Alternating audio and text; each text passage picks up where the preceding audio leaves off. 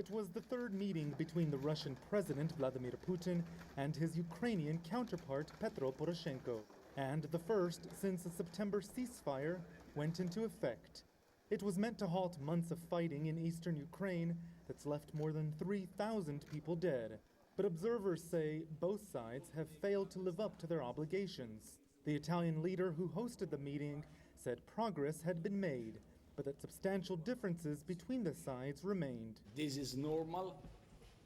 This is the reason for which we are in this situation. But I would underline the real desire to find a solution.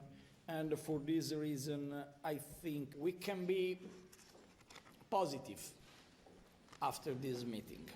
The talks took place on the sidelines of the Asia-Europe Meeting Summit, which concluded in Milan on Friday. It was good, positive.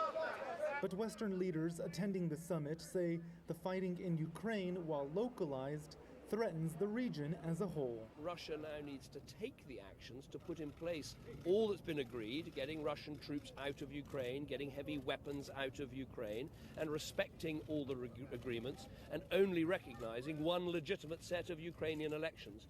And if those things don't happen, then clearly the European Union, Britain included, must keep in place the sanctions and the pressure so that we don't have this sort of conflict in our continent. Moscow has accused the West of blackmail, saying the sanctions are absurd. Meanwhile, the Kremlin has threatened to cut gas deliveries to Ukraine if at the same time there's no agreement with Kiev over billions of dollars worth of unpaid bills. Western leaders say that dialogue with Moscow, like here at ASEM, is the carrot while sanctions are the stick, but admittedly they are nervous. A disruption of gas supplies to Ukraine would mean a disruption of gas supplies to their own countries. And as their economies are struggling to recover, that may be something they simply cannot afford. Rowie Rettenberg, CCTV in Milan.